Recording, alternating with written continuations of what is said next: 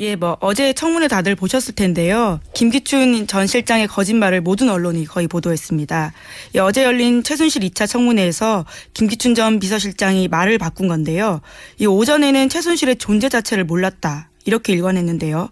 하지만 오후 질의 때 이 박영선 더불어민주당 의원이 이 정유회 문건을 들고 오고 또 동영상을 들고 오면서 거기에 이 최태민, 최순실과 이 김기춘이 알 수도 있다라는 이야기들이 나오면서요. 이 갑자기 몰렸는데요. 이 당황한 김기춘 전 실장은 이 자료를 보니까 최순실이란 이름을 못 들었다고 할 수는 없지만 알지는 못한다. 잘못 기억하고 있는 것 같으니 바로 잡겠다. 이렇게 이야기를 했습니다. 네. 처음으로 김기춘 전 실장이 최순실 씨의 이름을 알지도 못하고, 네. 통화한 적도 없고, 만난 적도 없고, 네. 전면 부인하다가 말도 참 재밌습니다. 이름을 못 들었다고 할 수는 없다. 굉장히 법률적인 이야기일 수 있죠. 네. 피해갈 수 있는. 네.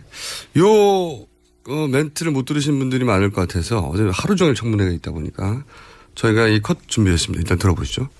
시민들이 제보를 하는데요. 2007년 7월 19일에 있었던 한나라당 후보 검증 청문회. 이 당시에 박근혜 후보 바로 앞에 있었던 이분이 바로 김기춘 실장 본인 맞으시죠?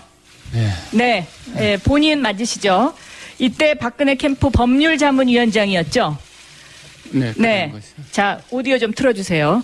자녀인 최순실 씨를 서면 조사하고 유경재단 측으로부터 전달받은 자료를 토대로 조사했으며 특히 최순실 씨와 관련해서는 재산 취득 경위 및 자금 출처 등을 집중적으로 조사했습니다.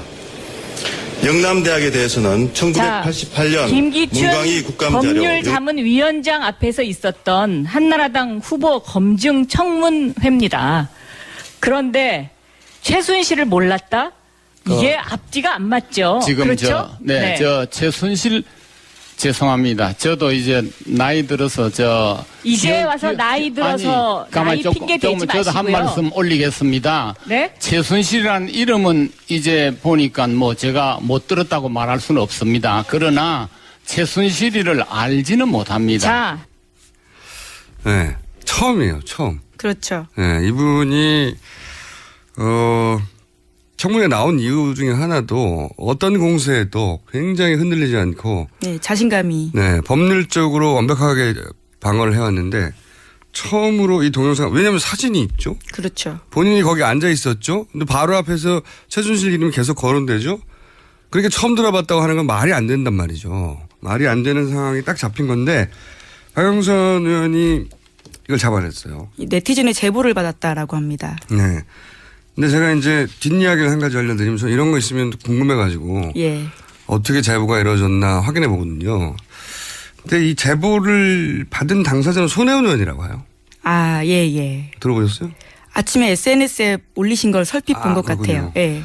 제가 확인한 바로는 제보를 받은 당사자는 손혜원 의원인데 손혜원 의원이 본인보다 앞 순서에 박영선 의원이 이 질의를 하니까 이건 한시 앞이 알려줘서 한시 앞 문제 제기가 돼야 된다고 해서 박영선 의원한테 줬어요.